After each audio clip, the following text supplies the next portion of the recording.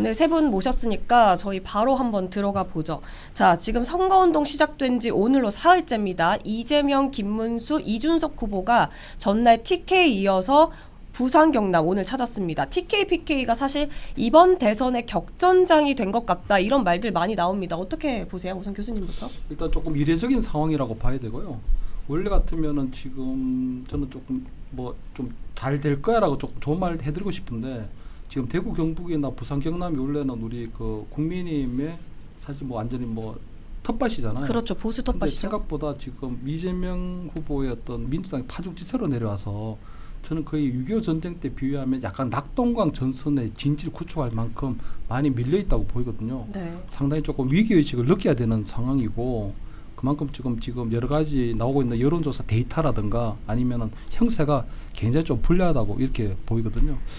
아무래도 지금 뭐 김문수 후보 같은 경우는 지금 우리가 이 선거가 시작되면 원래 홈 그라운드는 좀 빼고 시작하거든요. 네. 그러니까 원래 김문수 후보 같은 경우 대구 경북은 일단 첫날 인사 정도만 하고 그 다음에는 대전에서 우리 경부선을 타야 되는데 지금 경부선을 못 타고 있는 거예요.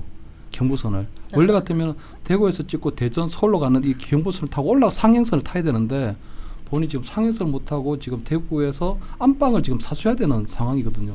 거기다가 이재명 후보 같은 경우는 지금 일찍 뭐 조기 대선을 예측하고 준비해 온 게 있기 때문에 사실 민주당 내에 뭐 호남 쪽도 좀 정리가 돼 있고 수도권도 정리되니까 지금 TK하고 PK에만 공을 들여서 마지막 그냥 승부를 짓겠다는 그 상황이고요. 네.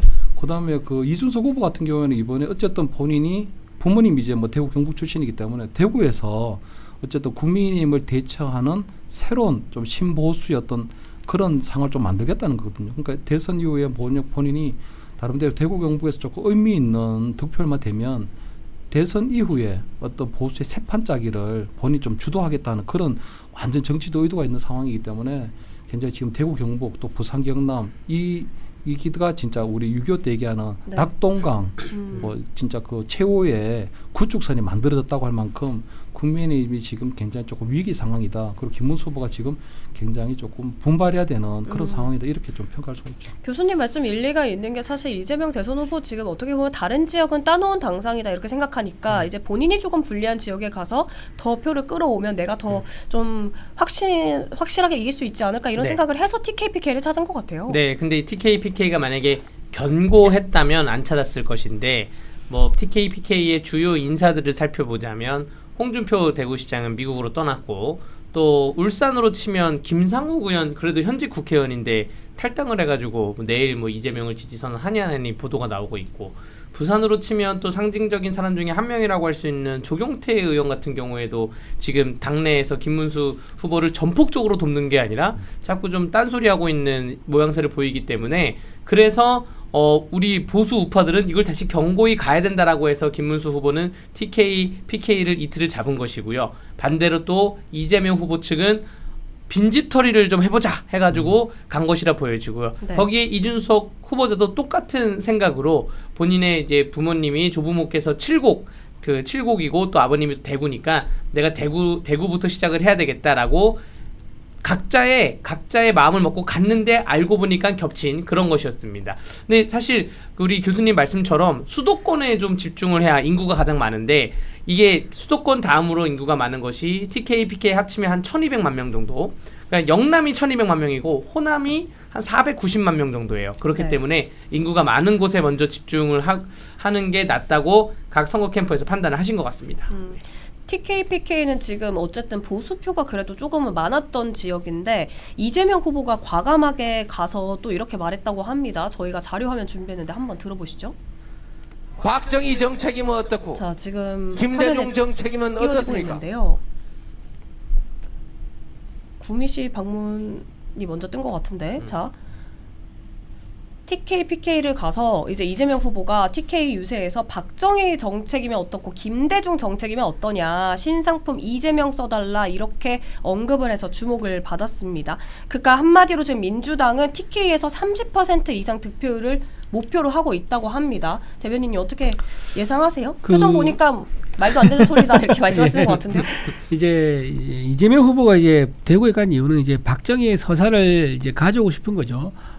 박정희 상징적인 이제 곳이 이제 TK인데 TK에서 이제 박정희 향수를 그리는 사람도 많고 그리고 그분의 이제 경제 성공에 대한 공 이런 네. 부분을 자기와 일치시키는 거 동기화시켜 가지고 자기가 이제 박정희 전 대통령처럼 경제를 활성화시킬 수 있다. 본인이 지금 계속 얘기 나오는 게 경제에 대해서 의문이 있는 거거든요. 네. 성남시도 그렇고 경기도지사 시절도 그렇고 그때 주로 취재는요 분배예요. 무상이라든가 또는 이제 할당이라든가 이제 이런 걸로 주로 이제 재미를 많이 봤었는데 그러다 보니까 경제 성장에 대해서는 이재명 후보 과연 가능할까? 오히려 거기에 대해서는 김문수 후보도 뚜렷한 성과가 많죠. 뭐 판교 테크노밸리부터 시작해서 뭐 파주부터 해서 뭐 LG 산단 이런 것들이 많기 때문에 일자리 창출이나 또 지방소득세도 그때 상당히 김문수 후보가 경기도를 꽉 쥐었죠. 지방소득세 수익으로 인해서 경기도 곳간을 다 채운 사람이 바로 김문수 후보예요. 그리고 네네. 역대 도지사 중에서 가장 지방세 수입을 가장 많이 끌어모은 사람도 김문수예요. 근데 그 이후에 어떻게 됐죠? 이재명 후보가 가지고 그 곳간을 막 퍼가지고 아무나 다 나눠준 거예요. 그래서 지금 어떻게 했냐? 그 곳간이 비어가지고 지금 그 빚으로 지금 다시 메꿔야 되는 그리고 그 빚 메우는데 2035년이 걸린다는 이런 상황까지 봤거든요. 그러다 보니까 본인이 TK에 가서 박정희 전 대통령을 칭송을 하면서 내가 박정희 대통령 따라서 경제를 이렇게 세우겠다 이런 서사를 차용한 게 아니겠는가 네. 그렇게 생각할 수 있는 거고 또 두 번째는 본인이 고향이 또 안동 아닙니까?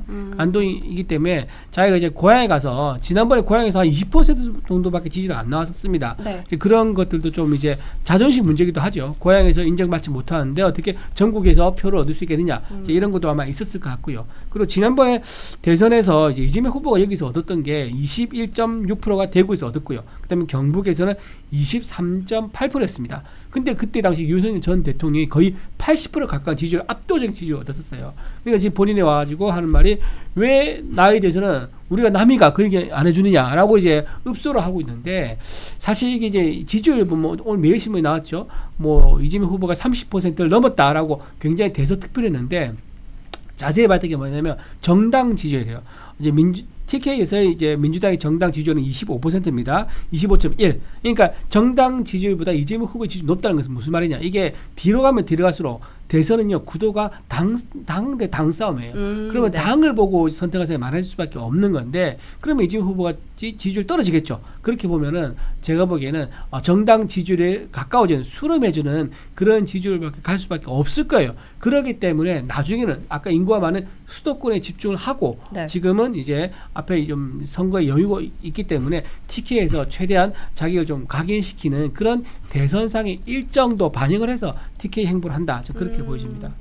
우리가 남이냐 이 발언 굉장히 화두인 것 같은데요. 네. 오늘 여기저기 언론사에서 다 얘기를 하더라고요. 이재명 후보의 발언. 그러니까 사실 남인가. 뭐 초원복집 판례에서 나온 발언인데 우리가 남이냐 뭐 그 초원복집 도청기 사건에서 나온 판례이긴 한데 저는 약간 그 이재명 후보자의 입 바른 소리라고 생각을 하면서도 사실 좀 구분해야 될 게 박정희 경제정책과 김대중 정책이 다르냐? 다르지 않아요. 왜냐면 두 분이 경제 대통령을 다른 시기에 했기 때문에 박정희 대통령께서는 그 당시에 맞는 1970년대에 맞는 60년대 70년대에 맞는 뭐 기계, 철강, 중화학공업을 했던 거고요. 김대중 대통령은 98년부터 2003년까지 그 시대에 맞는 IT, 전국에 광 케이블을 깔고 뭐 둘 다 성장 동력을 이끌어 온 그 시대상에 맞게 한 것입니다. 마치 이 두 분의 경제 정책이 다르다. 그러니까 뭐 다르기 때문에 뭐가 중요하냐 이렇게 하는 논리는 맞지 않고 오히려 대북과는 다를 수가 있죠. 대북간에 대해서는 김대중 대통령은 햇볕 정책이라 그래서 북한에 많이 좀 퍼주는 식을 했고 또 박정희 대통령은 안보관을 공고히 했는데 그럼 대북간에 대해서 얘기를 하면서 나는 누구 쪽이다 이렇게 말하면 제가 이해를 하겠는데 마치 두 분의 경제 정책이 물론 뭐 이런 건 있습니다. 그 60년대 70년대에는 재벌 중심 육성이었고 1900년대 후반부터 2000년대까지는 IT 벤처 뭐 육성이긴 했는데 네. 그 분야는 다르고 근데 이게 또 누가 맞고 틀리고는 없어요. 그 시대상에 맞게 한 건데 이걸 마치 오히려 더 갈라치기를 하는 거죠. 이재명 후보자의 발언이 오히려 더 갈라치기를 하는 겁니다. 두 사람은 다르지만 뭐 이제는 나로 가자 뭐 이렇게 오히려 화법이 좀 희한하다. 경제 얘기할 게 아니라 대북간 얘기를 해야 되고 이러한 얘기를 과연 호남 지역 가서도 똑같이 할 수 있을까? 그건 좀 의문이 좀 듭니다. 네. 교수님 생각 어떠세요? 어떤 거요?